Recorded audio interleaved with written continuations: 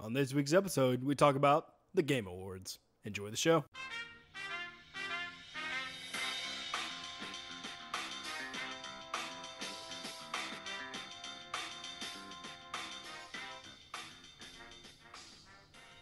What's up, everybody? Welcome to One of Me, episode 88, where we one up all your video game news. My name is Ryan Smith, and I am joined, as always, by Jordan Sims.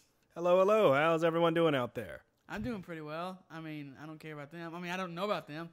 I mean, but I'm okay. How about you? You do anything special? I was going to say, oh man, I've been doing this, I've been doing that, but I haven't been doing anything. I agree. I also haven't really been doing anything. It's been a really crazy time at work.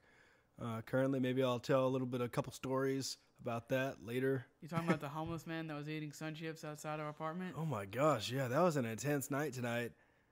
We had a drunken disorderly, for those of you that want to use layman terms. In other I don't terms, think drunken disorderly is layman's terms. Probably not. In fact, I think it's the opposite. I think drunk homeless person is layman's term. I guess that's true, yeah. Drunken disorderly is like literally a police code or something. Yeah, I guess that's true. So, yeah, we had a drunk person roaming around the apartment complex, so that was always interesting. Oh, yeah, that's always great. Always great fun. I hear this knock on the door, and we had been expecting a delivery all day. In fact, we actually missed a delivery. Allegedly. Allegedly. I swear I've been in the living room all day because I wanted to make sure that if it got delivered today, I wasn't sure if it would or not, but I wanted to make sure that we wouldn't miss it. But I did go in the kitchen for like 30 seconds to make a sandwich or something, so he could have kind of, just barely knocked on the door, or I don't know, maybe I was going to the bathroom for 30 seconds, but I wasn't in the living room. I try to stay in the living room anyway on days that I'm not doing anything outside the house. That way, I'm not tempted to go to sleep or something in my room. Obviously, if I'm playing video games or something, I'll go to my room. But other than that, if I can do it in the living room, I just generally find it's better. Open the blinds a little bit, get a little sip of coffee in the morning. Yeah, it is nice. But I contacted the FedEx guy, and the guy on the chat. Holy crap. You chewed out this man way more than he needed to be chewed out. It felt like when you go to a restaurant. When I was a little kid, my mom would do this. We would go to, I don't know, McDonald's, and she would, I don't want to say scream, but she would come down on some random cashier, God knows if he had anything to do with the order. And I'm just thinking, Mom, this guy had nothing to do with this. Go in the back and scream at the idiot cooks. Well, I was going around the apartment complex, putting out notices for maintenance requests and stuff like that. And I had this feeling of, I should stop that FedEx truck because, maybe they didn't deliver our package. And I was like, no, I'm sure they delivered it. No big deal. Well, they always leave a note on the door, too. That's the thing. I didn't hear a knock. UPS is just better than FedEx. I'm sorry. All the rumors are true. All of the online chatter, it's all true. UPS is better. UPS is better. 100% yes. So I got on FedEx.com and ripped a live chat representative from FedEx a new one because he was saying that the driver did indeed attempt a delivery, and I said bull honky because not only was someone waiting in the living room, I watched the FedEx truck drive past my apartment and not stop. So you can't tell me that your driver attempted to leave the package when they never left the truck. But we got our package. Yeah, let's go back to the other story, though. Let's go back to the homeless person story. Yeah. The Sun Chip Stan. That's his name. There you go. So we were on the other side of the building. It just so happened to happen in our building that we live in. So, and the guy comes back around the corner, and he didn't have Sun Chips, and then he had Sun Chips, and we were all like, where did he get Sun Chips from? Okay, it doesn't matter. And then he sang a Sun Chips song, which was hilarious because he was super drunk and maybe on some other stuff. His song went, I'm gonna do a little bit better than him because I'm not super drunk. It went, Sun Chips, oh Sun Chips. Sun Chips, the best chip. Great chip of all. Awesome Sun Chip. Not Sun greatest Chip. chip of all, great chip of all. Great chip of all. Sun Chip, Sun Chip. Canada, man. And I was like, all right, thank you. And so then we thought he was from Canada. It turns out he wasn't. no, he was just saying that. He lied to me. He also got very close to me. Yeah, you told me. You told me you ready to throw hands. Yeah, I was like, listen, please don't get any closer to me. If he would have sneezed, he would have kissed me. That's how close he was. Well, I do have a confession to make in that I was, in fact, the culprit who handed the man Sun Chips. I just wanted him to go away. I heard a knock on the door, and I just thought to myself, oh, man, the FedEx is back. He's going to fight me or he's going to give me another package, but I'm ready for either, man. But what I was not prepared for was a homeless man wanting Sun Chips. You know, oddly enough, our door is the only one he actually knocked on. Everybody else's door he just tried to open and go inside of. Really? He was very confused when I walked up to the door and unlocked the door and walked inside. And he was like, hey, man, can I stay with you? And I was like, no, this is just where I keep my groceries. Well, the man was so drunk that I believed that he did not speak English. I handed him the Sun Chips, right? And he says, this is his silence, not mine. This is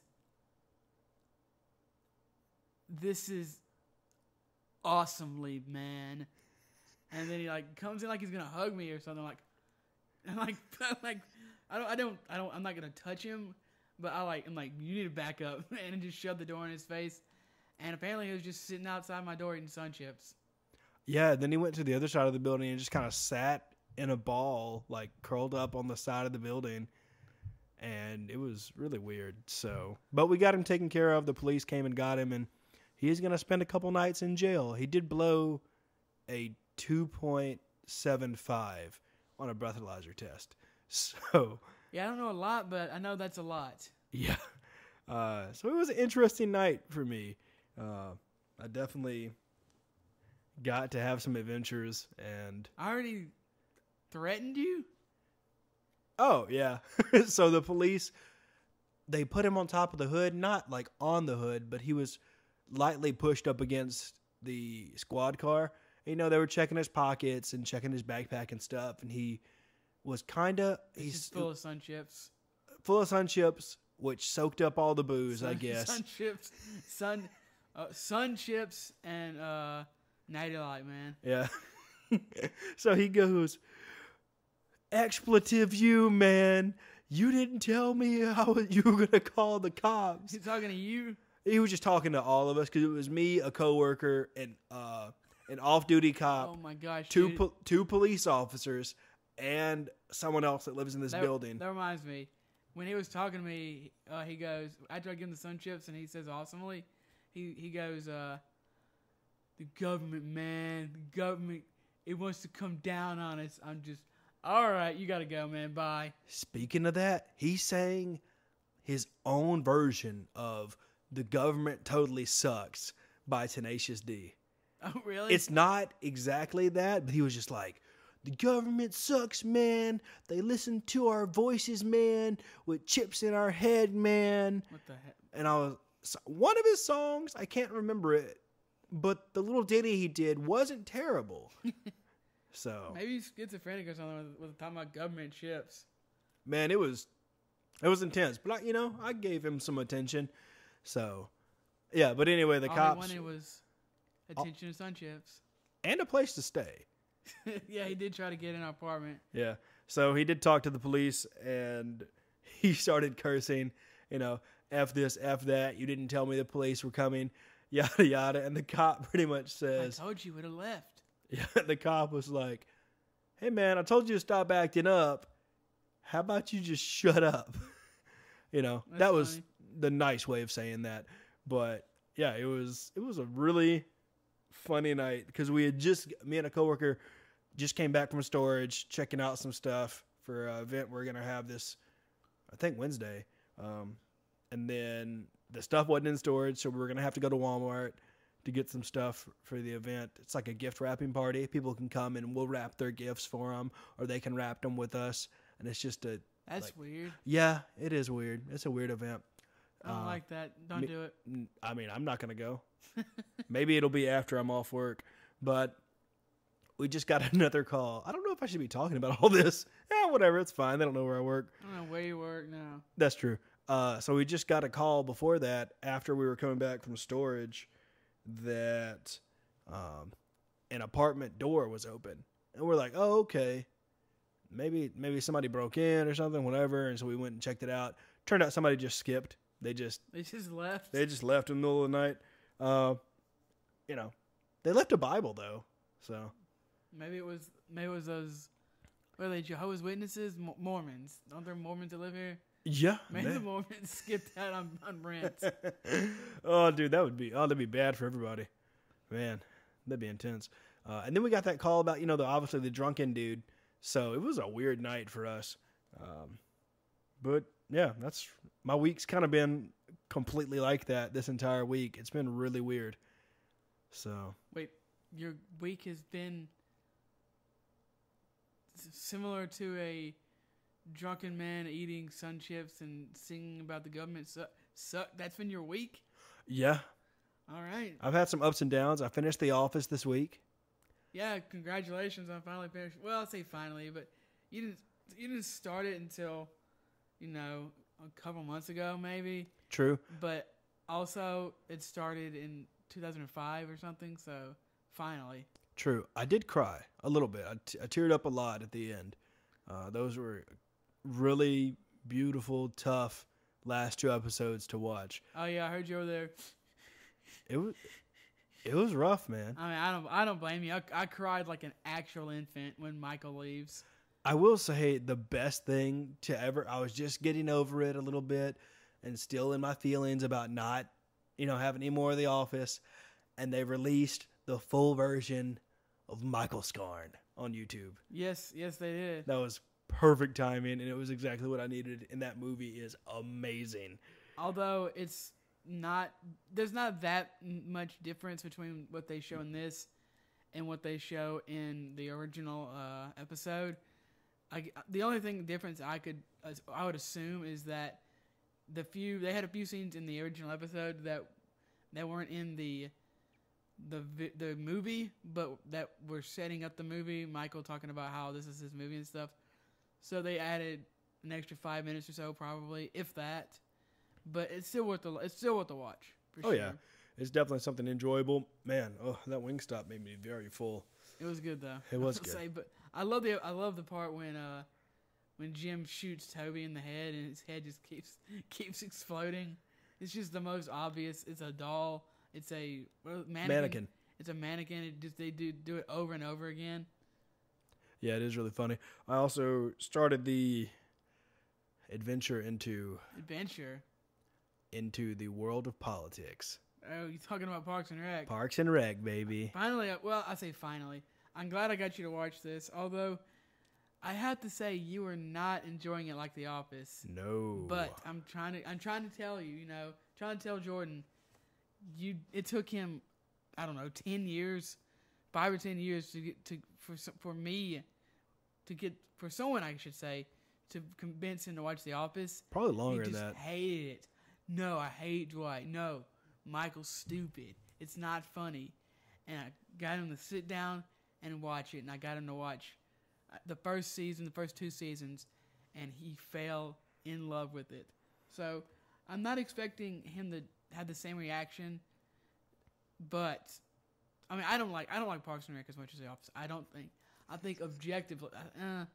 I thought you were gonna say what? I hate Parks and Rec. I mean, I hate Parks and Rec. I think they're all the characters are annoying. They're shallow and they have dumb motivations. No, but seriously, I don't think it's as good as The Office, but I do think it is a very, very solid show in its own right. There's 7 seasons. You already got through the first season, and I think it pretty much only gets better from there. Also, I do this sometimes. I combine shows together. So for the longest time, I combined It's Always Sunny in Philadelphia and Parks and Recreation into the same show. That's so weird. Don't ask me how. Don't ask me why.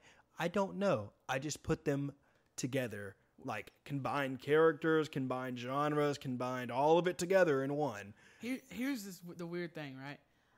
I've tried to get Jordan to watch Sunny in the past.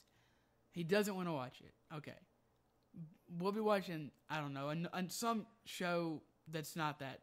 Let's use Parks, for example. He'll be watching a scene and he just goes, I hope that character gets kicked in the groin and punched in the throat. And I just look at Jordan, that's not going to happen. That's not going to happen. You mean Have you ever seen a sitcom? It's like, you mean they're not going to become lesbian lovers? Here's the thing.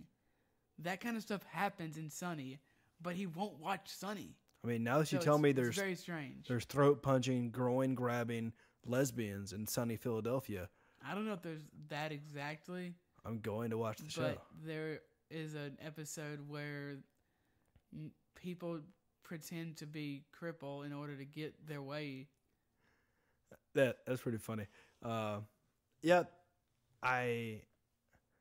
sequence of me watching shows that Ryan recommends is going as followed: The Office, then Parks and Rec, and then after that Sunny, and then after that go through and finish the rest of South Park. And the reason I wanted you to watch The Office and Parks and Rec right now so bad is because in the next few months it's gonna leave Netflix. If you don't know, that's gonna happen because NBC is making their own streaming service called Peacock, and I will not be paying for that. Let me just tell you, I cannot afford all these streaming services. No, it is too expensive. Yeah, for real. I mean, it almost makes me want to get cable. But none of this. Don't you dare say that again. I don't want to have to kick you out. I can't afford this place by myself.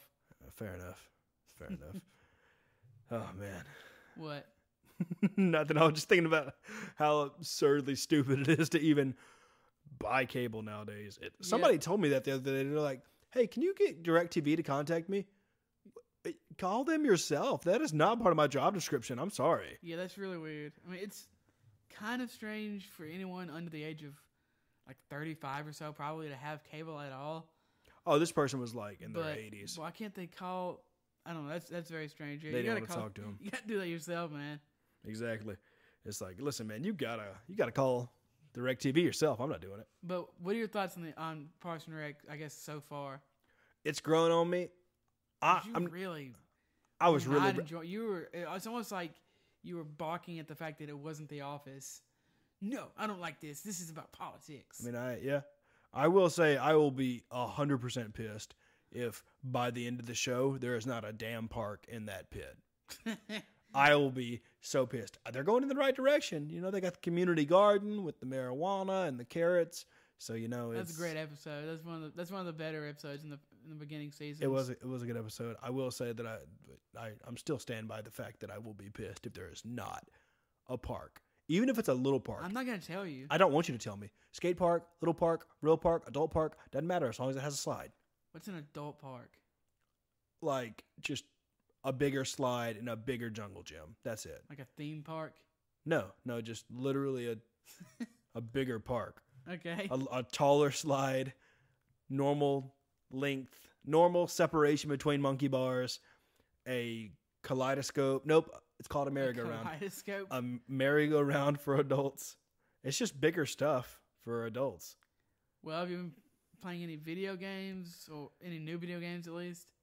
Sadly, this week I haven't been playing any new video games. I went through the whole, the new Destiny stuff came out, and I was excited to play that. But lo and behold, just like some other games, when new stuff comes out, something breaks. And this particular newest update broke Forsaken. Well, here's the thing. I didn't think about this until today, actually. I know we wanted to play the new stuff. The new stuff doesn't come out until tomorrow. Does it? Oh my gosh, that's right. It doesn't start till... That's right. That is funny. Well, that's okay. Maybe they'll fix it by tomorrow. Hopefully they do understand and have addressed the fact that they know that all of Forsaken is currently broken on all platforms. I'm sure they know. I mean, that's on the record. Yeah, it's on the record. They released a blog post. The only thing they didn't release is, hey, here's our timetable to fix it. So right, they just don't want to give people information and that information being wrong. I'm assuming. Exactly. The only really video game-ish thing I did this week was I bought Death Stranding since it went on sale for $40. Sadly, it went on sale today for $35. So rip. I could have saved $5 more, but that's okay. That from what I've heard, that game is definitely worth the full price, and I was just grateful that I was able to get it for $40. So I have heard both very good things and incredibly bad things. the only thing I heard is this person spent 50 hours on one section of the game just because they enjoyed it so much. They just stayed in this particular area, I guess. I don't want to meet that person. I don't either. I don't know exactly what's going on in this game still. Like, I've heard of the stories of multiple people trying to get shiny Wooloos in Pokemon before they continue with the game, and it taking them tens of hours. You need to stay away from me. I agree. I forgot what Pokemon they were getting. No. Wooloo. Well, yeah.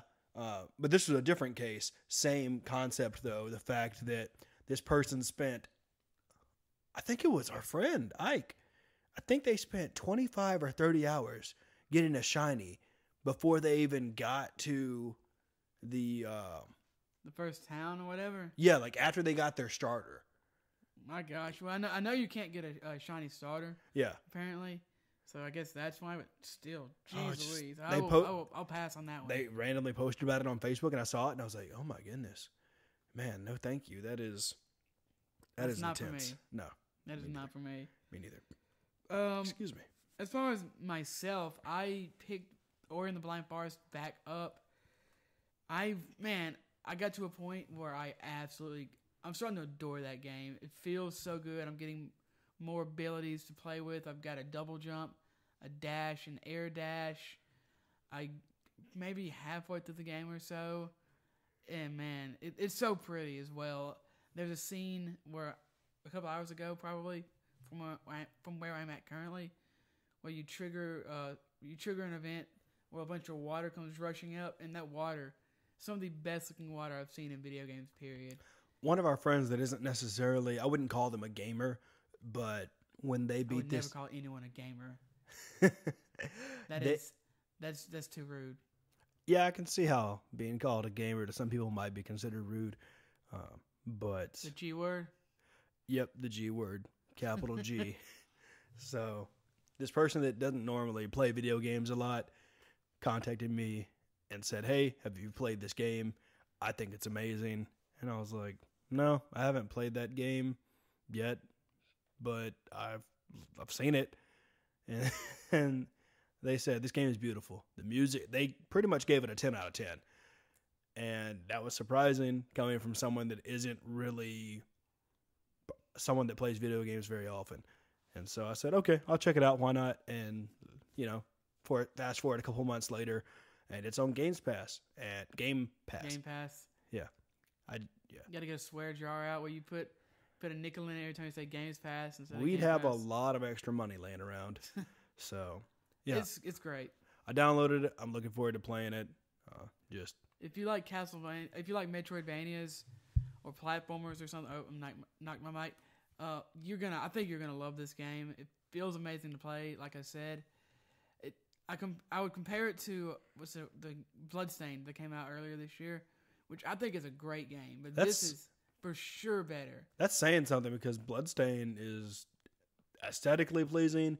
It looks like mechanically it'd be a really good game as well. I think it's great, but I think there's really no contest, honestly, when the way this looks and the way especially the way it feels. And that's not a knock against Bloodstained. I think this is up there with, what's a recent one? Hollow Knight is one of my favorite recent Metroidvania games. That game is amazing. And I think this is every bit as good as Hollow Knight. 100%. That's saying something. That's really the only game of note I played. But randomly, the other day, Game Pass got a update. So I don't say got my hopes up because it worked, but I updated it and I checked, and the Outer Worlds finally seems to be working again. It let me install it and it let me update it. So Jordan apparently was going to try to buy me this for Christmas. He texted me probably as I was trying to install it again for the 20th time or something. And it just started to install. I told him, no, man, don't worry about it. This finally seems to be working. Yeah, I checked and saw. Well, as I was getting Death Stranding at Best Buy, I came back to hanging out with some friends, and I didn't pick up the Outer Worlds at Best Buy because it wasn't on sale there. But I was gonna swing by GameStop before moseying on back over here, and it was on sale there for $30 or $40 or something like that. And about that time, he messaged me back and told me that his was working. So saved me some money, and now I gotta rethink Christmas gifts. So Yeah, apparently it's getting DLC Disconnected? DLC sometime next year, although I'm not sure when. Yeah, I like what the developers have done with the game. Also, if you haven't watched the 12-minute speed run of that game, it is hilarious. It's the developers reacting to the 12-minute speed run somebody did of that game, and it is awesome. It makes you really appreciate how long and how much energy and effort go into speed runs, because the developers are like, whoa, we didn't even realize you could do that, and I built this level that they're in or something like that. And so it was just funny to see the developers appreciate a speedrunner going through their vastly awesome game that they created in 12 minutes. And the developers kind of made the joke of like, oh man, he's skipping all the content we worked so hard on. So Yes, and I like speedruns. I'm not the biggest fan in the world, but I do like some of them. So I don't know, maybe I'll check that out. But I'm definitely looking forward to getting back into this game. I think I might have been halfway through it. I don't want to start over, and I don't think I'll have to, because I pretty much more or less remember what was going on, where I was at. So I'm going to try to beat that, hopefully before the end of the year, so I can decide maybe that could be my game of the year. I'm not sure. It was great from what I remember. I also finally got around to watching Demon Slayer. Well, I guess I should say continue watching, because I started watching it a month or two ago, maybe. I got the episodes, well, maybe not that long ago, maybe a month ago. Let's say a month ago. I got to around episode 6, and then a couple days ago I went to a wedding with my brother, and after that we went over to his house and we just started watching episodes of Demon Slayer. And now I'm up to episode 22 or 23.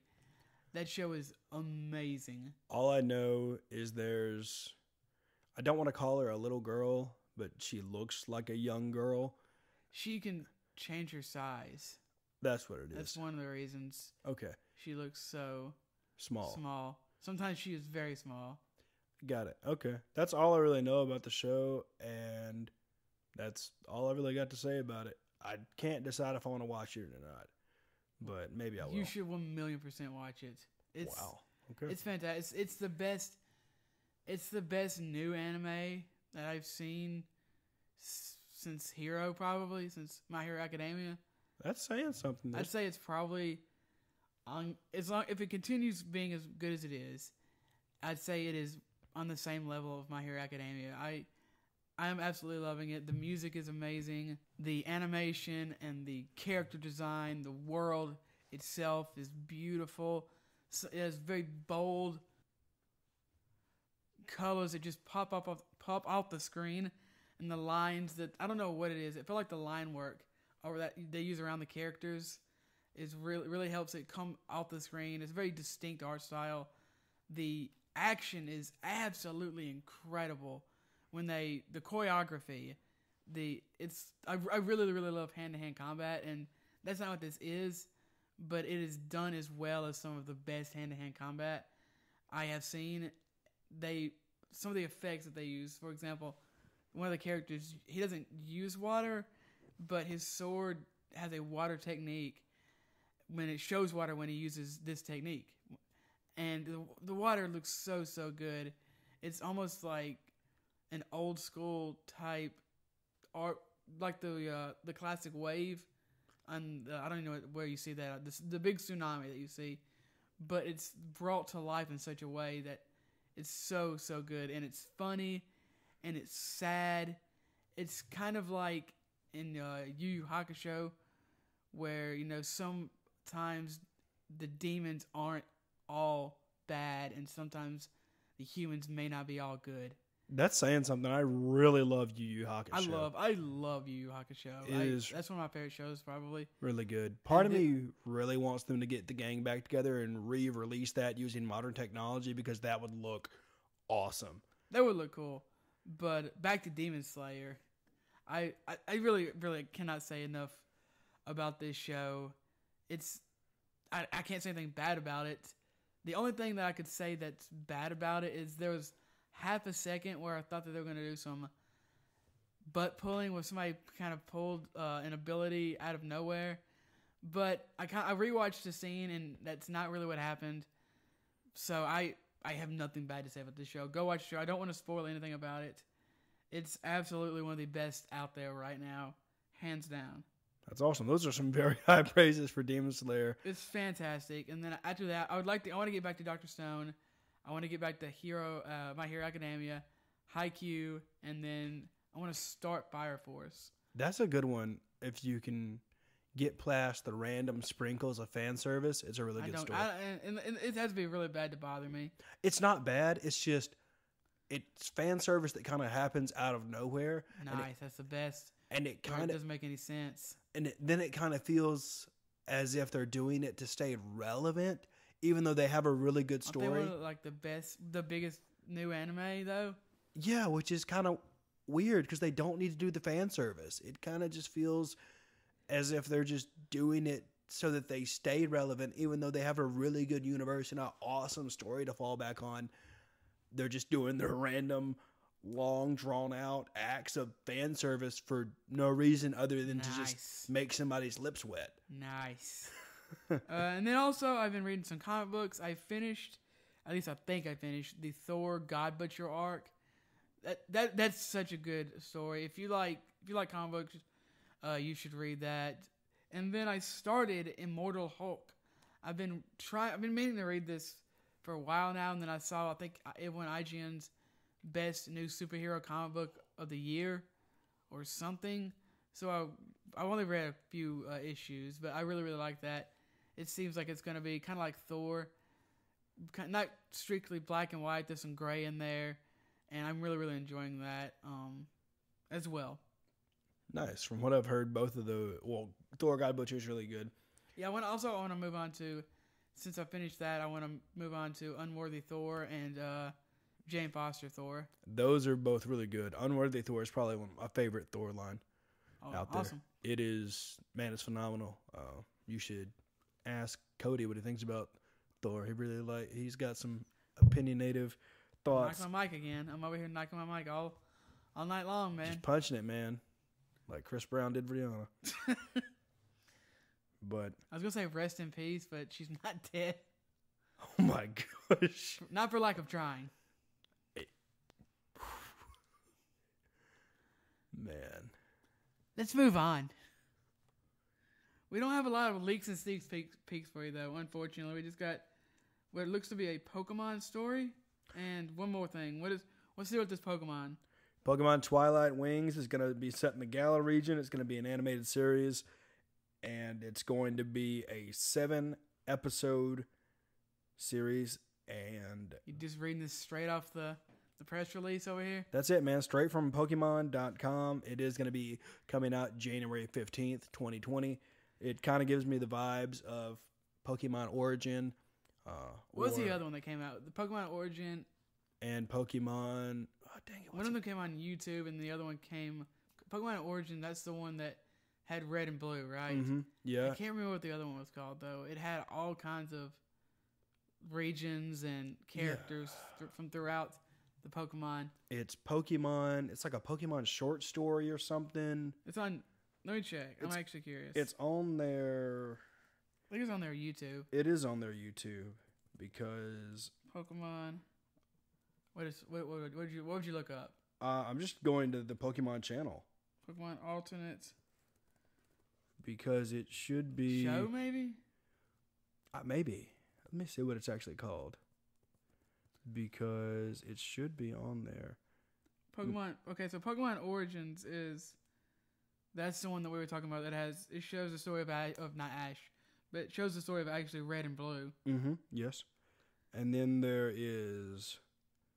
What is it called? Wait, I thought I had it. Generations. Thank you. Generations. Yes, that is correct. If you have not seen those, you should go check those out. Those are both excellent. Yes, they are. They're very, very good. I would say I probably enjoy Generations more than Origins, but Origins is still really, really good. Origins is more of a full-fledged 30-minute episodes, whereas Generations, 5 or 10 minutes a piece, maybe. Yeah, if that. So, like I said, this is going to be set in the New Galar region where Pokemon Sword and Pokemon Shield take place.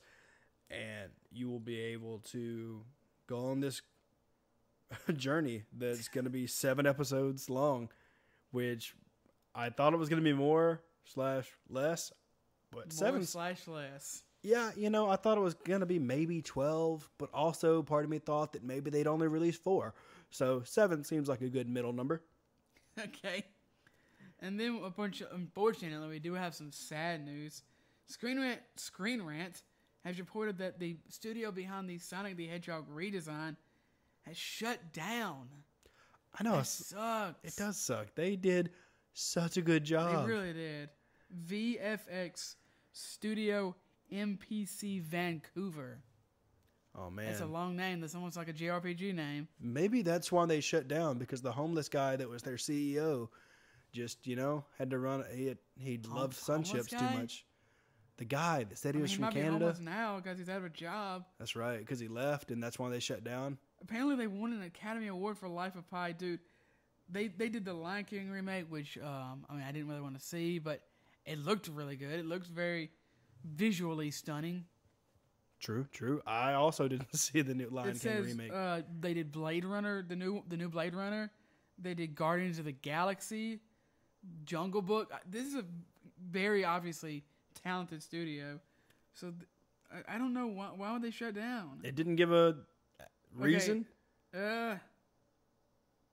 No, I don't see a reason on Screen Rant. Huh. Well, Screen Rant's pretty good about this sort of stuff, so they definitely maybe they just wanted people to know that they shut down, and then later they're going to come out with a reason. Or, maybe they don't really need to explain themselves. They can just be like, we're done. We're shut down. No, they definitely don't have to explain themselves. At least not, I don't think they do, but that's obviously very sad. They took a movie that looked absolutely horrifying. Sonic looked like a Bloodborne boss, and now he looks like Sonic the Hedgehog. They did that. Yeah, that's an achievement. It is. He looks like he's straight out of a video game now. They definitely made it where where that movie will make money now. You can take your kids to it, and you don't have to, it's not real. The monster's not real, honey. You don't have to go get your children to have an exorcism after they watch the movie. Exactly. Yeah, that movie is, man, they did a dang good job. Hopefully their work can speak for them and they will not have any trouble finding a new job. So let's move on to the games. First up, we got Watum, out now for PS4 and PC. This is by the people who made, oh my gosh, what's the name of that game? The PS2, where you roll stuff up. I want you to work for it. I don't know. It's not Tamagotchi. Tamagotchi. Sure, that's pretty close enough. Tamasachi. That's Sakum Bopum. There you go. Yeah, that's what it's called. More fun than a pillow fight. That game is more fun than a pillow fight. Sock and Boppers. What's the name? Not Tamagotchi. Well, now he doesn't know it. No, I forgot it. Okay.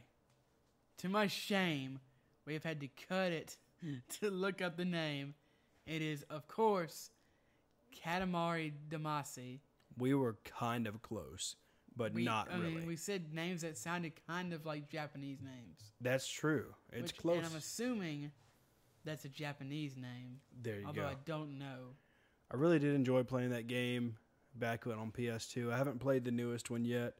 But it's on my maybe I should buy this instead of buying crap games for a penny list. The new I want to say Tamagotchi again. Oh my gosh, what's the name of this game? Katamari. Katamari. The new Katamari? Yeah, It's like 6 or 7 years old. Didn't one come out for Switch though? No. Am I imagining that? Maybe. I think one came out for Switch. I don't think so. Okay. But it's very possible. Who knows? Jamestown Plus is coming for the Switch. In fact, it's out now. That's right. The Sims 4 Discovery University is out now on everything. The Apex Legends Holiday Event is out now, and it ends on January the 2nd. Netflix Witcher is coming out December 20th. I want to see this.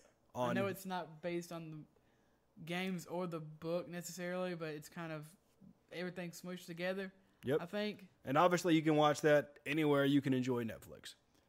And then Forza Battle Royale is coming.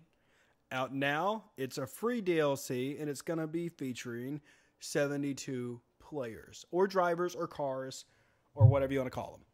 I'm kind of interested in this. I'm going to download Forza on Game Pass because I want to try out this Battle Royale, because if you've a long-time listener to the podcast, or if you have a key to my secret closet of shame, I used to be a big Need for Speed World player, which was the Need for Speed MMO back in the day. So I think it's time for me to put my racing gloves back on. You need to put that back in the Disney vault. Yes, it stays there. Don't worry. And then lastly, if you want to annoy people as a goose, you can go do so now with Untitled Goose Game for the PS4 and Xbox One. Nice. That is it for the new games. Let's move on to some news. Although there was not a lot to this week, I feel like I almost certainly missed some stuff. But I think the fact that we recorded late last week and kind of makes it feel like this week is less.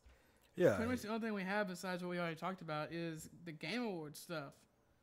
Yeah, man, it was definitely a really mediocre Game Awards. Yeah, let's get into that. The Game Awards were obviously held this past Thursday, and while there were a few surprises for the most part, it was just kind of lackluster. However, before we get into that, let's go ahead and talk about the winners. All right, this is in no particular order. First up, and also we're not going to talk about every game because I don't want to, and I don't think Jordan does either. No, Action sir. game. Congratulations to Devil May Cry 5. The game looks awesome, but the only Devil May Cry game I have played was the weird reboot/remake of the one that came to PS4, which I liked. So yeah, I didn't play this. Nice. We also got Action adventure game Thank you, Jordan. for Sekiro.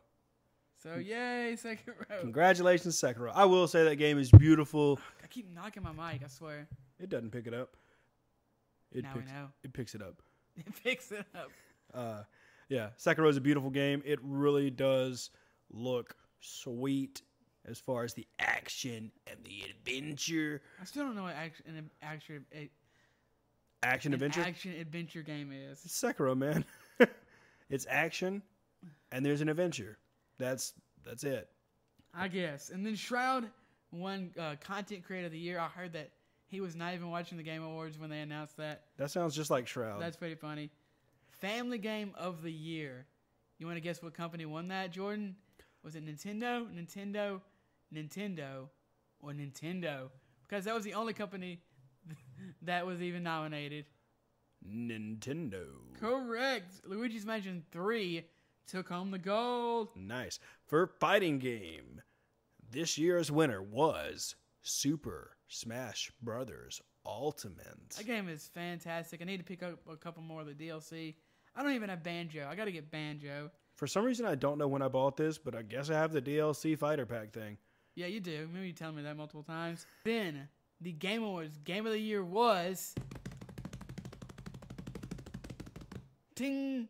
Sekiro. Shadows Die Twice. So, congratulations to From Software for finally winning Game of the Year. They deserved it in 2015 for Bloodborne, but they didn't get it. But this'll do. Yeah, I will say that Sekiro really knows how to beat me up. And I'm probably only still at the... I think I am still stuck at the... What's it called? The Fire... I have Colossus. no idea. Literally no idea. The what? You walk up the stairs. You got to fight this baby troll thing with the fire. And I'm not very far in the game. I don't even think I've gotten to... I haven't even gotten to the first boss yet. I know you haven't. So, yeah. It's okay. But I will say that this game... Be ashamed. I mean, yeah, No, I'm not very good at it either. I need to go back and I need to go back and finish it. It's an intense game. Get good. That's right. I do need to get good. No, I need to get good. Other games of note, like Death Stranding, which had 8 nominations, and Control, which was nominated for 7, were nominated for many awards, but only walked away with 3 for Death Stranding and 1 for Control. On the other hand, Disco Elysium, which I hadn't even heard about until a few weeks ago, from the new studio Zaum, ended up winning in all 4 categories that it was nominated for. So, Jordan, what do you think about this little turn of events here? Ha-ha! I didn't know that Disco Elysium was a game until the Game Awards. Really? It was not even on my radar. It's not the type of game I normally play. It's from a company that I don't know. So I just really wasn't into it. And even looking into it after it won Game of the Awards, Game of the Year, Game Awards, I still am not interested in it, sadly. It's so I believe it won in Best RPG, Best Narrative, Best New Indie Game, and one more thing, although I can't remember. I'm definitely interested in this game. I don't know when I'll be able to play it, but I'm for sure interested. Yeah, I want to, for 2020, I guess just in general, I don't really have to have a 2020 goal, but in general, I want to start playing more indie games because I used to be like the indie man. I used to get Humble Bundle and only play indie games.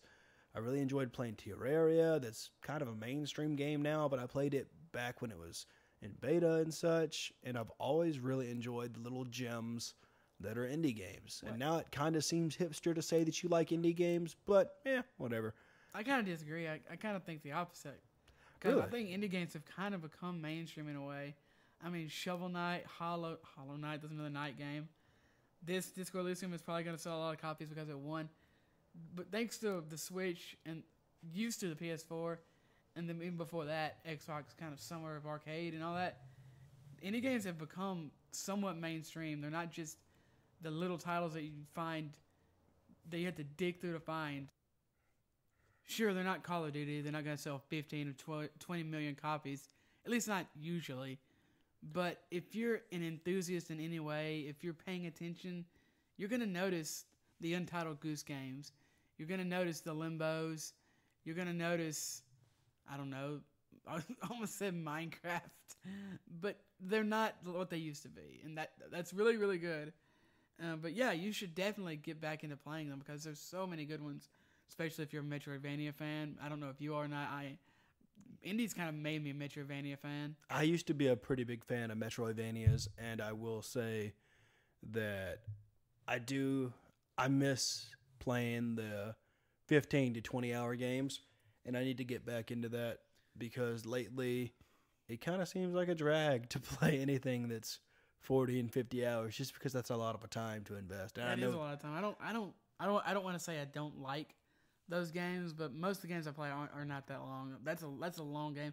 I think way too many games are that long. I don't think I agree. Assassin's Creed needs to be 50, 60, 70 hours. Are you out of your mind? No. I'm not going to put that long. No.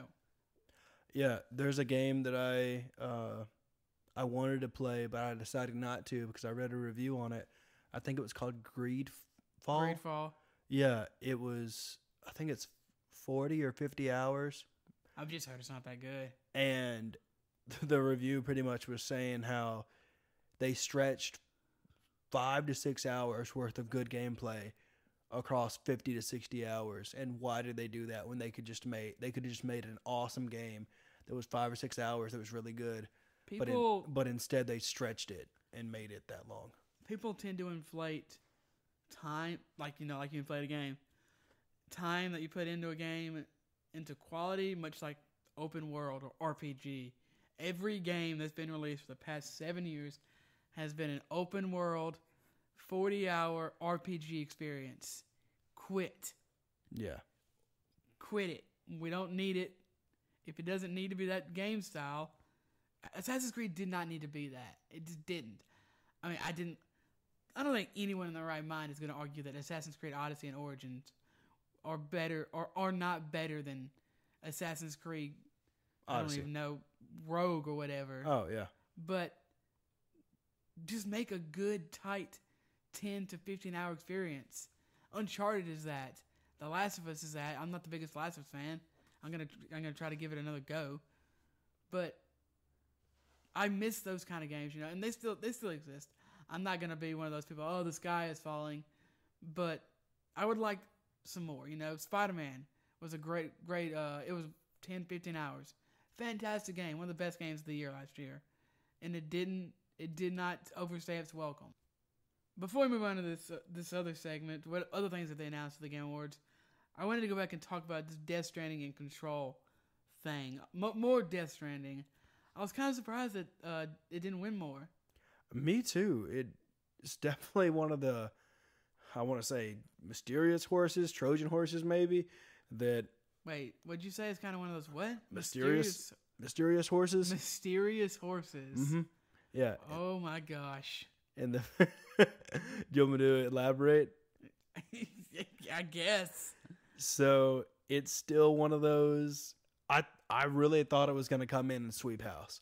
Mysterious horses. But it didn't, because the reviews of this game are you still. Thought it was going to come in and sweep house, really?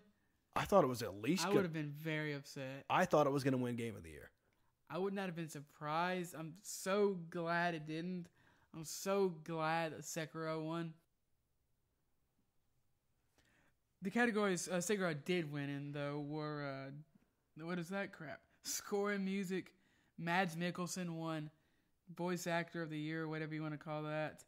And Game Direction, which I guess is kind of, that goes to Kojima. I guess he was the director of the game. But yeah, I feel like a lot of people expected it to win more. Yeah, I definitely thought that Kojima was going to come in with this game and kind of, clean house, like I said before. I still have this weird theory that, excuse me, that Sekiro is, oh my goodness, that Death Stranding is a trailer for Hideo Kojima's real game. Do I have any facts or any... What does that mean? I think that it's a trailer for something, for a project that he is going to release in the future. Yeah, that's what you just said, but what does that mean? That's all that means is... So what you're telling me is you think this is the first game in a series. Yes. But you're saying it very strangely. Correct, yes. I think that this is gonna be a trilogy, and you should probably play the game before you figure... Oh, yeah. Everyone in the universe could die for all you know. That's true. That's true, too. Just 100% basing it off of nothing. The fact that I think this is going to be a trilogy. This is me seeing maybe 10 minutes of gameplay, if that, and just the cutscenes that we've seen and stuff. But other than that, that's all I have to go off of. I haven't played the game yet, so I'll have to update this theory after I actually play the game. I was going to say, yeah, you got to update us once you play the game. Yep, that is true. But I mean, congratulations to what Death Stranding and Control did win. I want to play Death Stranding, and I really want to play Control. I thought that game looked weird because it got 8 across the board, it seems like. And then it got nominated for so many awards. So they definitely got me intrigued. I can't decide if I like Control or not. Have you played it? No, just the fact of I can't decide if I like the particular gameplay of it. I might just have to do the crazy thing. Third-person shooter? Yep. I might just have to do the crazy thing and buy it and then see if I enjoy it. It's probably on sale, so... Probably is. Now, it would be a good time to purchase it, for sure. That is true. All right, let's moving on. Of course, the Games Awards ceremony, obviously... I read that very, very poorly. Of course, the awards ceremony isn't the only reason to watch the Game Awards. Every year, there are also many announcements for new games, events, and even consoles. I wanted to thank Kotaku for, once again, laying everything out with the new announcements. Okay, so, first up, the Xbox Series X got announced. We obviously already knew that a new Xbox was coming next year, but they just straight up dropped what looks like a PC in our laps. I like the way Microsoft... So this is gonna contradict itself, but it's how I need to say it to make sense to my mind. I like the design. I like the direction Microsoft is going in as a company. but for heavens to Betsy, will you please get a marketing department or whoever does the names to do a better job? I feel sorry for the grandma that has to go to the store during the holiday season and ask the dude for an Xbox Series X, and she ends up going home with an Xbox, whatever the current one that's currently out called X is. I almost don't know if this is even the name, or if I'm almost certain. In fact, I think we know for a fact that there are going to be multiple SKUs at launch, and I almost wonder if the whole thing is going to be called the Series X. It's going to be called the Xbox Series, and then this model is just called the X. Whatever. It doesn't matter. I do agree that the naming scheme is strange, though. I mean, Xbox 360, Xbox One, Xbox, whatever the next one is. Xbox X. Yeah. And then Xbox S, I think. You talking about One S? Yeah, One S, and then... Well, I was talking about this new one. Oh, the Xbox X. I was just going down the crazy list of Xbox names and how they get stupidly more confusing, and you don't really know what you're talking about. But, yeah, the only thing we know is the design so far. I like it. I like the way it looks. We know that it's going to be seemingly very powerful as well. That is true. I'm okay with that. I might pick one up. I do need to see more. Oh yeah, for sure. I am very interested. I want to see more about what the consoles are, what the options are, but also, are they going to continue? It seems like they're going to continue supporting PC, so I don't know if I need one. Exactly. We're on the same train of thought with this. That was the boat I was in. I was debating, okay, what's this console going to give me that I don't already have on the PC version of Game Pass? So, and they're doing really, really well with Game Pass right now. I literally do not need to buy an Xbox at all. Yeah, for sure. I think every new Xbox game that's coming out is also going to come to Game Pass. I don't know if that's just console Game Pass or console and PC. Yeah, but still, it's amazing because it's all right there on my PC. I don't have to worry about another box. I have an Xbox controller, and it all just works great together. I wish more companies would start going the direction of Game Pass. I remember when I saw the trailer when they showed it Game Pass at the Game Awards, and I was like, "What kind of game is this?" And, it's the console. Yeah, it's like, this is the greatest looking game I've ever seen. Exactly. So. Oh, that's because it's an actual mountain range. Yeah. I was like, wow, I thought the same thing. So, yeah, I'm excited for what Microsoft is doing other than the names. So, hopefully this is just a placeholder for something different. Yeah, I could definitely see that. Moving on to Senua Saga. Sinuous. Thank you. Senua. Oh my gosh, now you got me screwing up. Senua's Saga, Hellblade 2. This is going to be a sequel to Senua's Sacrifice. Came out 2018, 2017, something like that. Yeah, I did never play that, but I will say a couple of the sequels that we're going to talk about, including this one, made me want to play the original. So maybe I'll go back and play that. But the maybe is a loose maybe, and it's probably on the more of the family lines of if, so don't hold me to that. I have no idea what you meant by that, but I think you meant I'm not going to play it.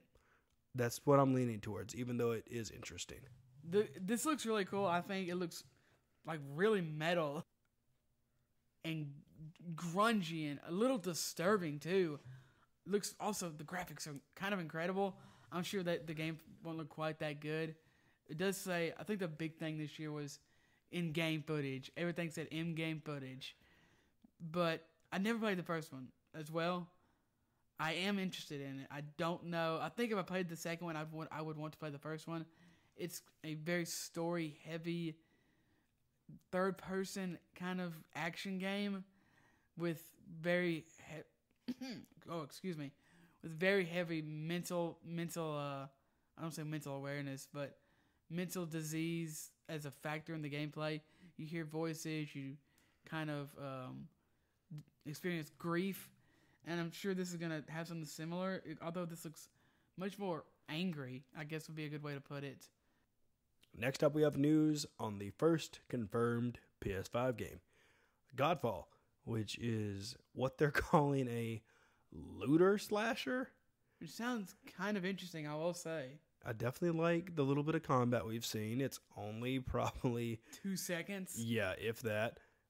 And the trailer definitely got me pretty hyped about it. So I'm down with this game already. I'm on board, in the boat, ready to go. We don't know very much about it, but the concept of a looter slasher, I think it's third person, looks very medieval inspired, which is not surprising because a lot of games, especially the fantasy type games, are inspired by that with the shields and the knights and the swords and whatnot. I will say that this game is going to be coming out, obviously, on PS5 as well as PC. And the PC store of choice is going to be, you guessed it, Epic Game Store. So you can get it on one of those two. I think the release date they gave it was... No, they didn't give it. They just said late 2020. That's true.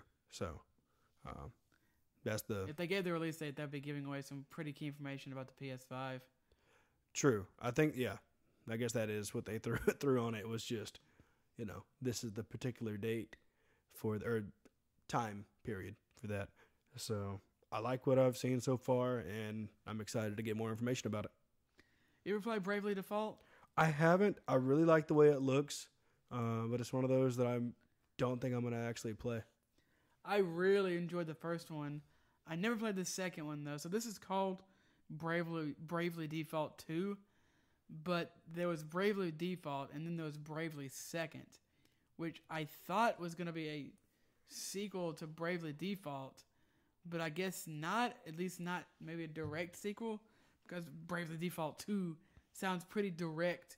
You can't get much more direct than the next number. That's true. I saw this come out on the Game Awards, and I was a little confused for a little bit.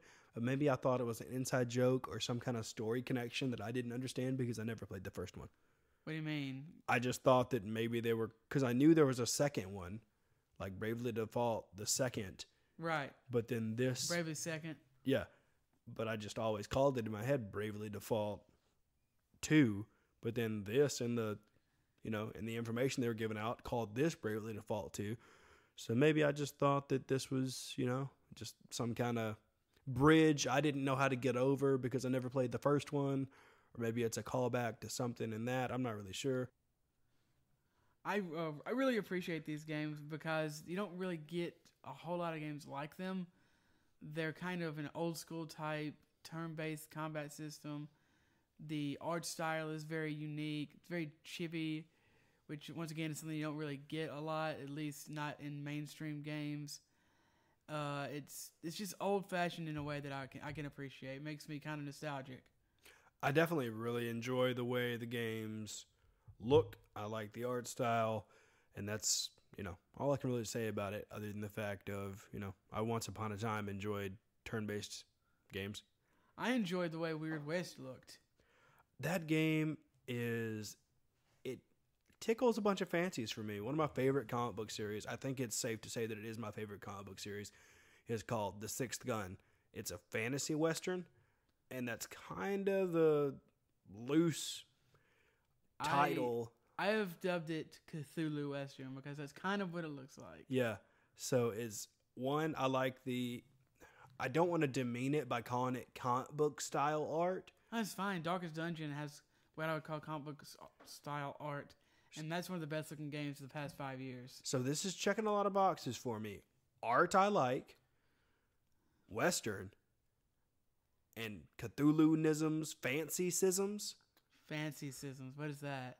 I was trying to say the word fantasy, but it kind of just came out like that. It got away from you. It did get away from me. That happens. It's okay. So yeah,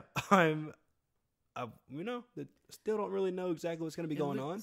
Kind of. Wait, what? I'm sorry. I was going to say I still don't exactly know what's going to be going on in this game, but I like everything I've seen so far. So it's kind of from a top-down perspective. Mm-hmm. Yeah. And it looks kind of strategy-esque. Yeah. So I'm not sure. It's from former Arcane developers, though.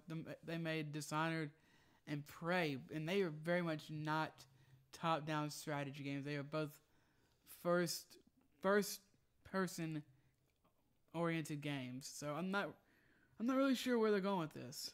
Yeah, it kind of gives me the feel of a My Friend Pedro. Really? I didn't. Okay. Not gameplay wise, just the feeling I get of when I saw the trailer. Like, you don't really know what's going on. Maybe hyper violent too. Yeah, like you don't know what's going on, but you're interested, and you kind of have this twinkling of, I'm probably going to enjoy that. It's probably going to be really fun. And I could safe to say that that's exactly what I did with My Friend Pedro. I do need to play that game. It was really good. Just let me know. You can just throw my Switch on your dock or something. I think it's on Game Pass. I think it is on Game Pass now, probably. So I really enjoyed that game a lot, and that's kind of the vibe, kind of the feeling I'm getting from Wild West. Sorry, Weird West. Weird West. Wild West is the best movie of the 90s. It is pretty good. Right up there with Blazing Saddles. Multiple Riot games got announced. I don't want to spend a whole lot of time on this, basically because we got no information. All we know, at least all I could find, was that one of them is going to be a turn-based RPG, and then one of them is going to be a platformer, and they're both going to be set in the universe of, oh my gosh, League of Legends. This company, I think, if I counted correctly, it's like 10 games or something. Yeah, that's what I was gonna say. It is. If you include the Teamfight Tactics. Mm-hmm. Yeah, it is insane what Riot is doing right now. I was thinking about how many employees they have and how they must have gotten bored with always working on League, and they're like, all right, we're gonna go do other stuff. I'm sure they didn't just go tell their bosses that, but Riot was probably like, okay, listen, boys and girls, we need to make some more revenue just that isn't League of Legends skins. So y'all are going to go all do separate teams and make more games. So go have fun. And that's how Teamfight Tactics was born. Could have been. Or it could have been because that game mode got really popular and they decided they wanted to cash in on that.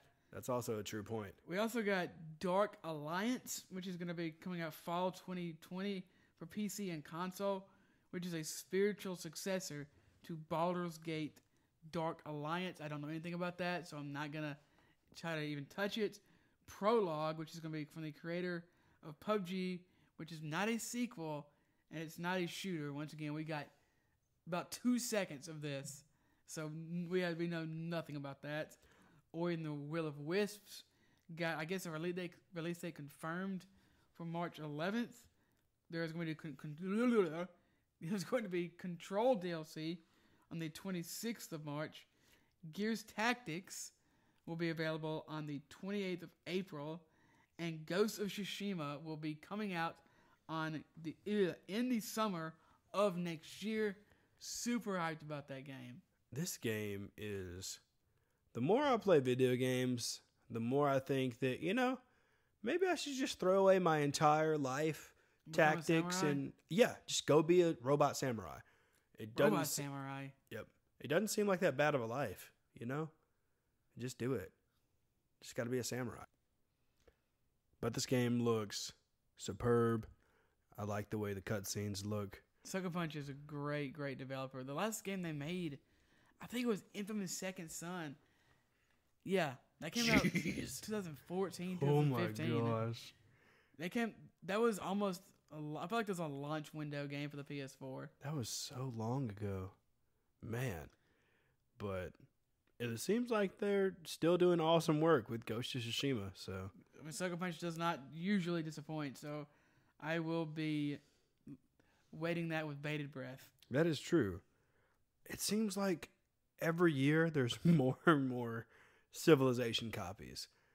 And this year there's no exception with Humankind that's scheduled to come out sometime next year. That's basically how I would describe this game. That's the way it looks, at least, like a Civilization. I don't want to say clone, but maybe look-alike. Exactly. Clone was... It's not a disrespectful term because Civilization is great. And if this plays anything like Civ 3 that I really enjoyed back in the day, and I know Civ 6 is supposed to be really good, So hopefully this is going to be also enjoyable too. The only one I could really get into that I can remember was Civilization Revolution. Okay. Which I really, really liked. I tried to get into the newest one. I did like it, but I had it for Switch, which was definitely not the optimal place to play. I know you want to play on PC. That's always the best place to play these types of games. But I will say that it was definitely well made. Yeah, there's something about, rising up an entire civilization from nothing and then conquering the world. That's right. That's kind of what you do in this one too. Obviously, that's what you do in Civilization, but this makes me want to play Civilization. Weirdly, I always want to play Civilization. It's a really good game. I've thought actually I might go buy the space one. I'll have to tell you what the name is after the show because I can't remember it right now.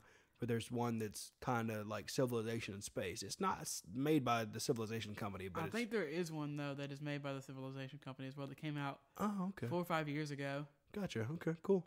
Let's knock out a few more of these though. Marvel Ultimate Alliance 3 is getting DLC. It's called the Rise of the Phoenix Expansion, which is coming out 12/23/19. It's going to let you play as characters such as Iceman, the Phoenix, Gambit, and more. If you're a big X-Men fan, go check that out. Magic Legends is a Magic the Gathering MMO. I have hit my mic 15 times this episode. I didn't see a release date or anything like that.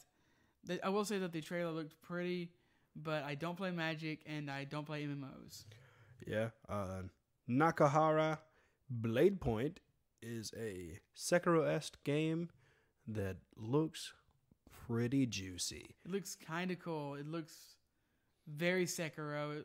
I don't know that the difficulty or the combat system is going to be anything like Sekiro, but it's a third-person action not really hack and slash, but action Japanese kind of feudal age game.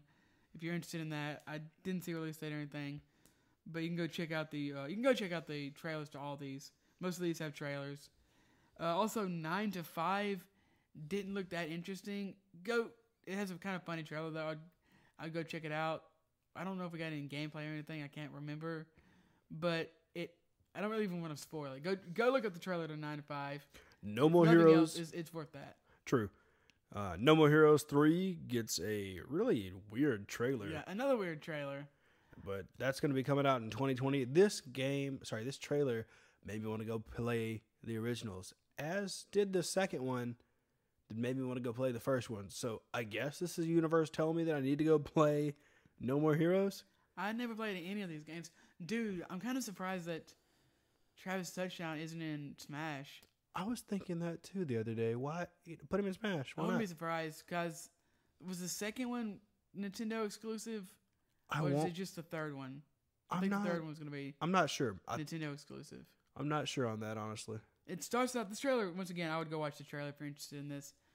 It starts out very strangely. I don't think the first part of the trailer has anything to do with the actual game, from what I can tell.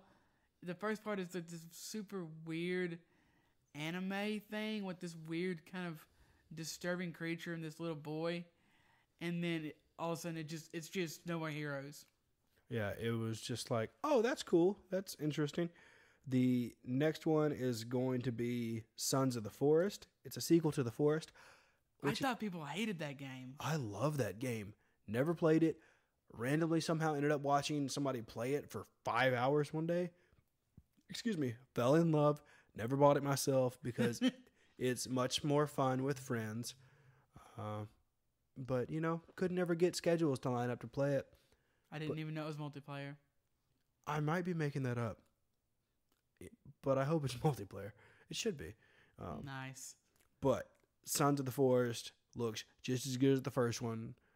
And which, once again, I thought everyone hated. Yeah. So, plane crash. Gotta survive. Where's your son? Yep. Surgeon Simulator 2 is coming out next year. Man Eater, that shark game where you're the shark and you murder people, is coming out 5/22/20. I guess I'll play it. Why not? Seems like my sort of thing. Why not?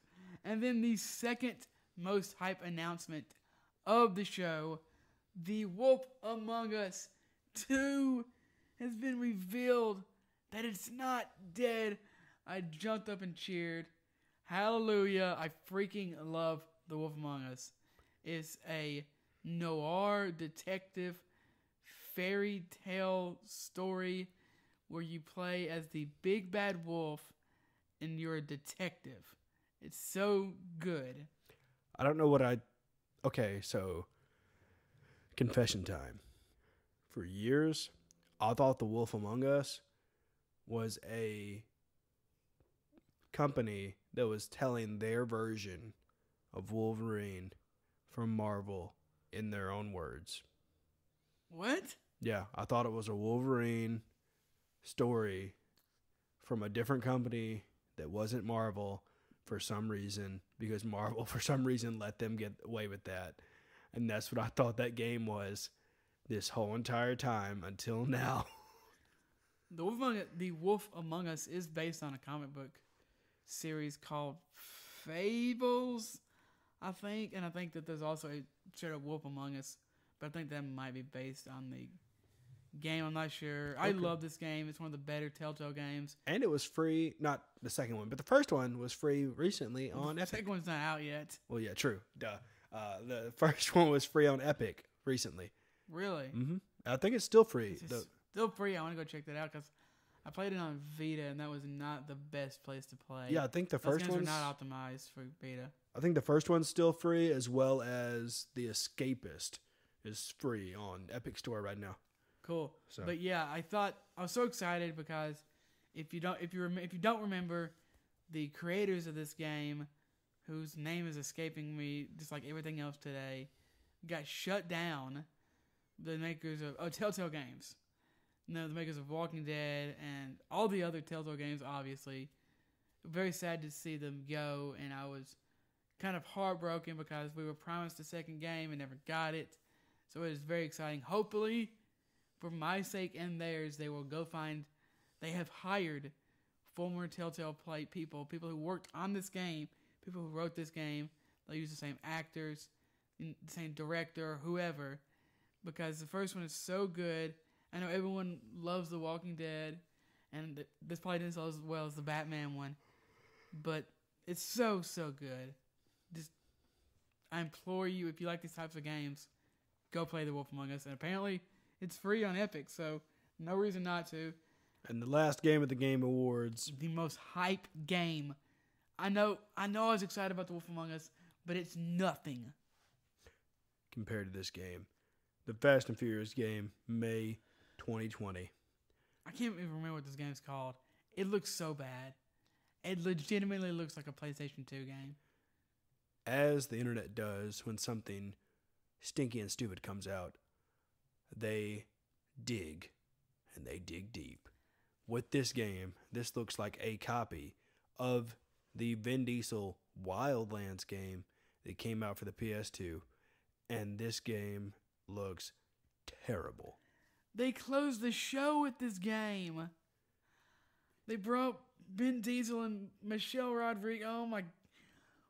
She called Tekken Tekken, or Tekken, or. Yep. And apparently they also called themselves gamers. I have heard by multiple accounts that Vin Diesel actually plays not World of Warcraft, but D&D and video games and stuff. So she might too. But Either way, that doesn't really matter because of how bad this game. Oh my gosh! The fact of the matter is that it looks like a PlayStation 2 game. And you close the show. I was like, "Where's Elden Ring? Where's the new Batman game? Where's Anthem 2.0? Literally anything else. Artifact 2.0. Come on, Valve. Something. Maybe some Half-Life Alyx footage. Who knows? There was absolutely nothing. And then is this April Fool? What was that dude that asked Blizzard if this was an early April Fool's joke? Oh my gosh, yeah. That dude had no fear. No. How do you close the show with this? How much money do they give the show? Listen, I'm not one of the guys who, I like Jeff Keighley. I think he does a phenomenal job. I think that the show overall was great. How it was put together. And it's not his fault at all, actually, that they didn't have announcements ready. But if you want to show this, don't show it at the end. Come on. Also, my thing is, I'm not mad at Jeff. I'm not mad at anybody, really. I'm going to need whoever... I'm disappointed. Yeah. I'm going to need whoever screened all this stuff and said, yeah, you can put that on the big screen, streaming to 50 platforms, X amount of people all over the world. They had nearly 1 million people on Twitch alone. And you're going to show this dookie on stage? No. No, sir. Am I mad? No. You sound mad. You're not mad? No, I'm disappointed. The Game Awards is supposed to be the Oscars for gamers, for people that enjoy video games, for enthusiasts, for whoever wants to watch it. I'm glad I didn't recommend anybody to watch this show, because I would have been embarrassed. You know, last year, it was a big year for gaming and stuff. I think 2017 and 2018 were both much better than this. Yeah, you know, and Dragon Age 4. I was hoping Dragon Age 4 would be shown. You know, and last year people were like, "Oh, what are you doing?" "Oh, I'm gonna go watch the Game Awards." "What's that?" "Oh, it's like the Oscars, but for video games." "Oh, that's really cool. Oh, maybe I'll check it out." "Cool, awesome, check it out." This year, what are you doing tonight? "Going home, eating soup. That's it, nothing else." If they would ask, you know, the next day, "What'd you do?" "Went home and ate soup." Went home and ate soup. That's it. "Oh, I thought you were gonna." "Nope, didn't watch any show. There wasn't any show. Don't look it up online. Don't worry about it." Because, man, oh gosh, it looks terrible. Like, you talking about the Fast and Furious? Yes, the Fast and Furious game. That was the main thing that would look so bad. It was, I would say the show overall was okay. Not a lot of announcements we didn't know about. Super legitimately hyped about The Wolf Among Us 2. A couple more games look really cool. Where is it? Humankind looks interesting. Obviously Ghost. We already knew about that. But the fact that they closed this game, I know I said something about how much did they pay you. I have no idea how that works. I was just screwing around. Man.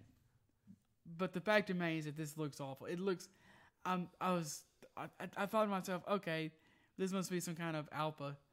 I think it comes out early next year. Yeah. Like March or May or something. May 2020. Oh my. It looks so bad. I would be embarrassed. I would be embarrassed to work on this. It looks like they got, I don't know who, somebody fresh out of college. Honestly though, if you look up any of the trailers, look up this. I'm going to ask you to look this up before we move on to the deal section here. That's just my last plea. That's right. It might even be our YouTube thumbnail. It will not be. I make the thumbnails and it will not be. Oh, man. I really was hoping it was going to be. Let's move on to the deals, Jordan. Man, just like any good Steam sale, it's always during the holidays. You get the best Steam sales during the holidays. And That's very true. And there's going to be one, obviously, this Christmas. Let me check and see exactly when this is. Yeah, you know, it's I think it might be the 20th. Let me check. That sounds about right, because that would sprinkle into the New Year's sale that they're probably going to have as well. So. Okay, I'm on whenistheNextSteamSale.com. I'm telling you, man, that website and Where Is There, two of the best websites on the internet. December the 22nd. Okay, there you go. Just in time to use you to send your links to the people you love and ask them for a Steam gift card or PayPal money. You know, that works too. Also, you can finally get the PS Classic for $20. I checked this out, dude. When I found this, apparently they are now normally $30. Wow. Down from $100? Yep. So maybe now I can finally recommend considering looking at it to maybe buy it as a ornament or an accessory. Maybe not to actually play. Yeah, or jailbreak, maybe. I don't know. True. Not that I would, not that I would condone that, but I have heard that people have jailbroken it and gotten every PlayStation 1 game ever made. There you go. YouTube's a powerful thing. So that's honestly all the deals that I found, though. Yeah, check them out. Keep your ear to the ground for deals. It is, just like with Death Stranding going $40, and the next day I bought it, or the day after I bought it, it was $35. So just keep an eye out for deals. It is the season of sales. That's right. All right, let's move on to Metacritic Madness.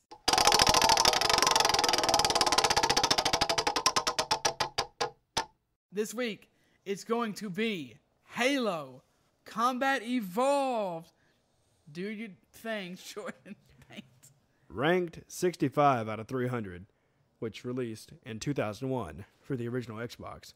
If you've ever played a game on Xbox or any of its descendants, the experience owes a lot to Halo, redefining expectations for our first-person shooters on console. Halo introduced us to a thrilling science fiction universe and a 30-second combat loop that still shapes our expectations for pitched battles, whether high-fiving through the co-op campaign or laughing along with LAN parties. Halo Combat Evolved was the very definition of a system seller. All right, hey, I think I found something good here, but before I read this, I just want to say this is a 97 on Metacritic, which is exceptionally high, even for the games on this list that we're pulling from this. Okay, so here we go. And both GoldenEye and Half-Life brought revolutions to the table in terms of storyline, comma. I watched my friend playing this game a few years back on Xbox, and to be honest, did not see what all the hype. No period at the end. When's the last time you played GoldenEye, buddy? Because it's very bad now. It's very, very, very bad. It was really good at its time, but it has not aged well. And then, 2 years later, Halo came, and it did things that should not be legal to this game. That aren't legal. Yeah. I just don't want to say them. Yeah, the fact that it's so much. Halo is so much better than freaking Gold. Are you out of your mind? No. Yeah. Stop, you odd job main little turd. And Half-Life doesn't even have multiplayer. Listen, Half-Life is obviously revolutionary. Now Jordan's smacking his mic. But, I mean, of course this guy gave it a 0. I only read zeros on this. Learn what a 0 is, my man. You're out of your mind to give Halo a 0. Also, there's actually another review here. I've never done this before, but I'm going to read a second review. Double Metacritic madness, baby. Same game. I had to read this. 3 guns? Seriously? Not to mention the enemies who only have 2? We have to congratulate Microsoft for this ridiculous game. Games like Zelda and Mario already have better phases than this repetitive crap. I don't know what that means, but it's hilarious. What is phases? What are these phases this man speaks of? I think it means levels, man. Maybe. Zelda and Mario do have amazing levels. Yeah, but there's no guns in either one of those games. 0 out of 10. I know. I mean, he gives Halo a 0 because it has 5 guns in the whole game. That's an infinite amount of guns, more guns than all the Mario and Zelda games combined. What is this guy's review process here? Come on, man, you gotta be consistent. he wants it to have more than 5 guns. But not if you're Mario Zelda game. I guess not. Man, I would love to see this person's reviews of the more recent Halos and see what they had to say. I think the last Halo game I played was 4. Was that for 360? I think so, yeah. I still want to play 5. It seems good. I've heard it's okay. I've heard the multiplayer is really good. I loved 1 through 3, and then 4 I liked. I didn't love, though. I really enjoyed 1 through 3. I played 1 multiple times. I enjoyed Halo Wars. Yeah. I almost said Gears Wars, which is Gears Tactics. Yeah, Gears Tactics is a new one. Tactics and Halo Wars, is that right? Mm-hmm, yeah. I liked Halo Wars 1 and 2. Or Halo Wars and then Halo Wars 2. So, they were both good. I think that's the show, though, Jordan. I do believe that is the show. Thank you so much for listening. Feel free to reach out to us on social media. You can reach out to the podcast, Wannabe Podcast on Twitter. You can reach out to me on Twitter at Swaylock. You can tweet Ryan at Ryan Divisions. If you want to email the show, it's wannabepodcast@gmail.com. We have an Instagram, which is, Wannabe Gaming on Instagram. You can also, it's just the Decepticon finally waking up to our demise. It's fine. So, we live in a Decepticon, by the way. So, if you want to rate the show, please do on iTunes or wherever you listen to the podcast. You can also hit the subscribe button wherever you're listening to the podcast at, and always get notified when we release a new episode. It's greatly appreciated. You can tell your friends, share this on social media and whatnot. Yep. And just leave us a review on iTunes and let us know what you like, what we're doing. And, the projects we're working on and such. Yeah, you can also, I write about, always, I write about some video game articles. I'm working on something about I don't want to say phenomenon, but the thing that's going on where games kind of come out to poor reception, and like Anthem 2.0 was announced recently, but other games like Rainbow Six Siege, No Man's Sky, as well as many others have been doing it as well the past few years. I kind of want to see if that's good, if that's bad. I'm going to be doing that on Amino and Medium. Both of those are going to be at Games Cubed. Also have a YouTube, although I do nothing with it, at least for now, but you can go check me out there. And then Jordan also has an anime show podcast he's been working on called Subtitled. Yep, you can listen to that on Apple Podcasts or Spotify. Still trying to figure out the formula for that show and get it rolling. Currently, there's 3 episodes out right now, and you can go enjoy those. Also, you can listen to this show, on Pandora. It is on Pandora as well as Spotify, Apple Podcast, everywhere that you enjoy podcast. Let's get out of here before this refrigerator actually explodes. Exactly. Play on. Bye-bye.